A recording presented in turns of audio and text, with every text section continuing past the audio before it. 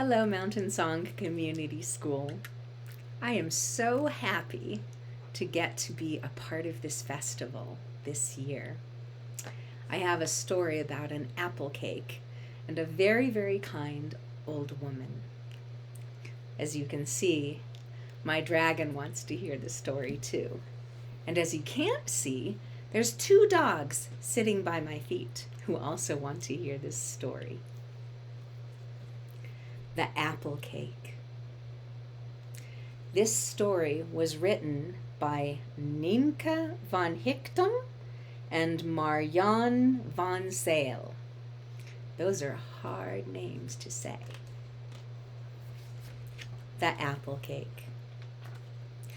There was an old woman who one day wanted to eat some apple cake. She had plenty of flour, sugar, and butter, and enough spices. But she didn't have any apples. She did have plums, a whole tree full of plums, the roundest and reddest that you ever saw. But you just cannot make an apple cake from plums, even if you try your hardest. The more the old woman thought about it, the more she wanted apple cake, and nothing else would do. So she set off to market to look for apples. But first, she took a basket, filled it with plums, and covered them with a snow-white napkin.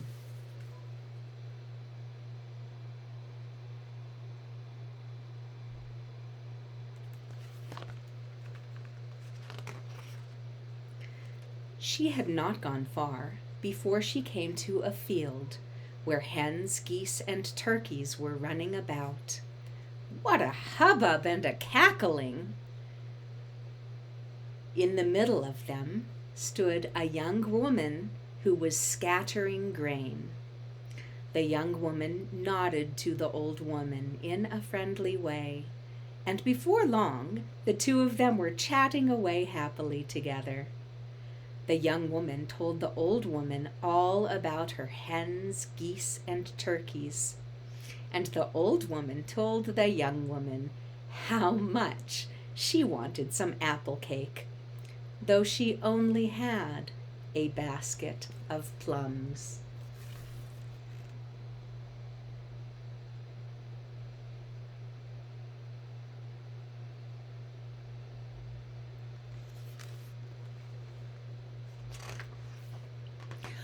"Well, well," exclaimed the young woman, "what a lovely basket of plums. My husband loves plum jelly. I don't have any apples to swap with you, but I could give you a bagful of feathers."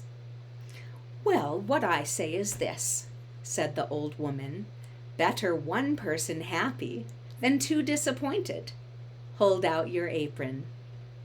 She emptied her basket of plums into the young woman's apron and took the bag of feathers. Then she trotted off even more cheerily than before. "Although I am no nearer to my apple cake, at least I'm no farther, and in any case, feathers are lighter to carry than plums."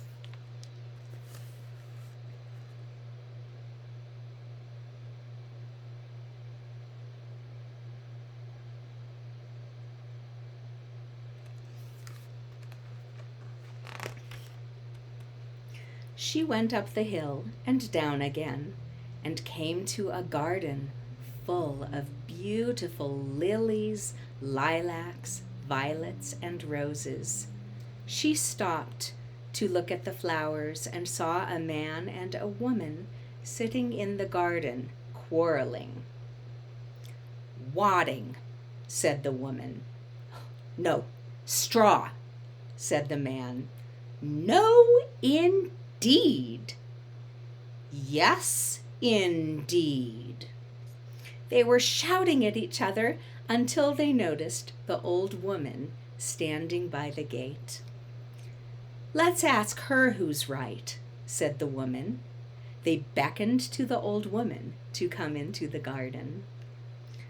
"What would you use to stuff a cushion for your grandfather's chair?" asked the woman. "You'd use wadding, wouldn't you?" "No, of course not," said the old woman. "See, I told you," said the man. "Straw is much better, and we can get it from the barn."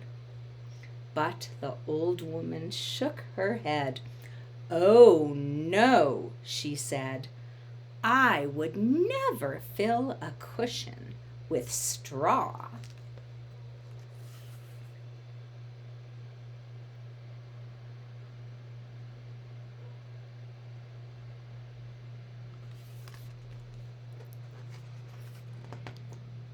They were both disappointed, but the old woman showed them her bag of feathers. "Look," she said, "a cushion stuffed with feathers is fit for a king. I'll give you this bag of feathers in exchange for some apples or flowers from your garden." The man and the woman were very sorry they didn't have any apples, but they had plenty of flowers and were glad to get precious feathers in return. They went round the garden gathering the loveliest blooms for the old woman.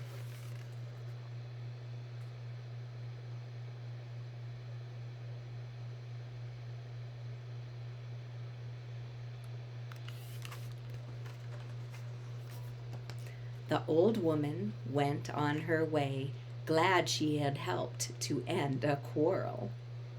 A little further on, she saw a handsome young man coming towards her.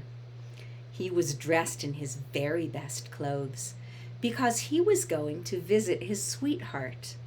He would have been even more handsome if his face had not been so gloomy. He looked deeply disappointed.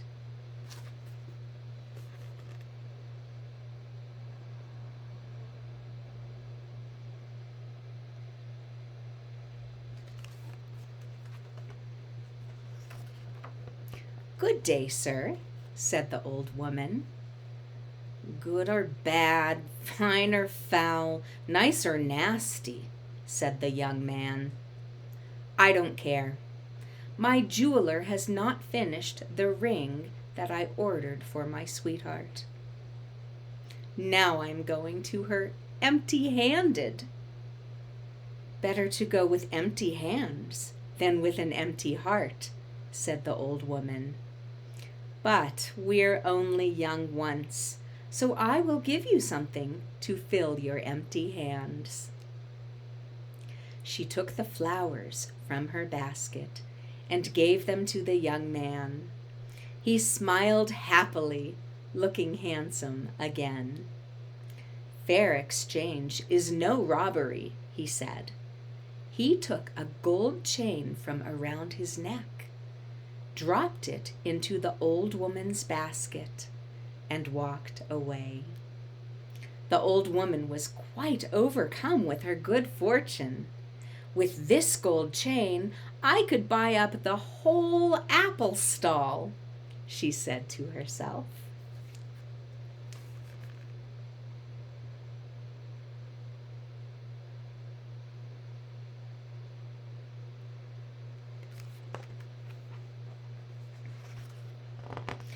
She reached the market town, but she had only gone a few steps when she saw a poor woman with her 2 children sitting on the doorstep of a tumble-down cottage.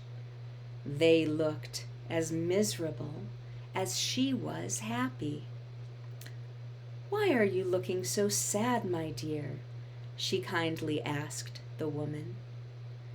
"We've eaten our last crust of bread," said the woman sadly, "and we don't have any money to buy more." "Well," said the old woman, "I wouldn't want to enjoy a nice apple cake while my neighbor went hungry." she let the gold chain fall into the poor woman's lap, and off she went without waiting for thanks. But she hadn't gone far before the poor woman came running after her. "I haven't got much, dear lady, but here is a little dog for you, a nice friendly creature to keep you company when you are alone. And may you be blessed."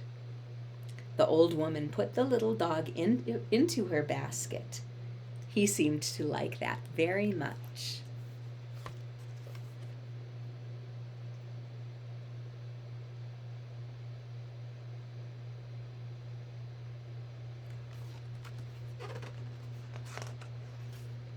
The old woman laughed to herself. "A bag of feathers for a basket full of plums, a bouquet of flowers for a bag of feathers, a gold chain for..." Whoops. Oh, let me read that again. The old woman laughed to herself. "A bag of feathers for a basket full of plums, a bouquet of flowers for a bag of feathers, a gold chain for a bouquet of flowers, a little dog and a blessing for a gold chain. All giving and receiving, giving and receiving. And who knows? I may yet come home with some apples." But she couldn't go to a market stall and pay with a little dog, so she left the town and headed home on a different path. She had only walked for 5 minutes when she saw in a cottage a garden, an apple tree laden with shiny red apples. On a bench in front of the cottage sat an old man. "What a lovely apple tree," called out the old woman. "Yes, yes," said the old man. "But what use are red apples when you're lonely? I'd rather have a cheery little dog for company."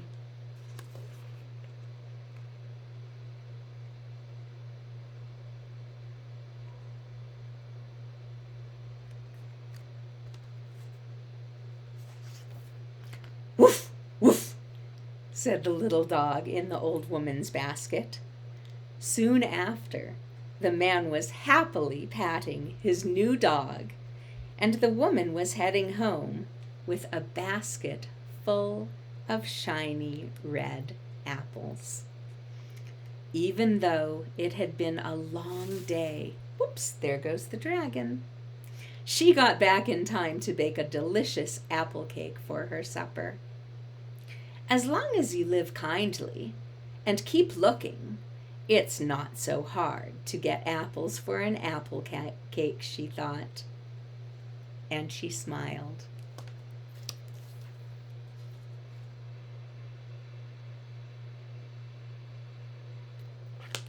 What a wonderful story. Do you think that story was so long that it put our dragon to sleep?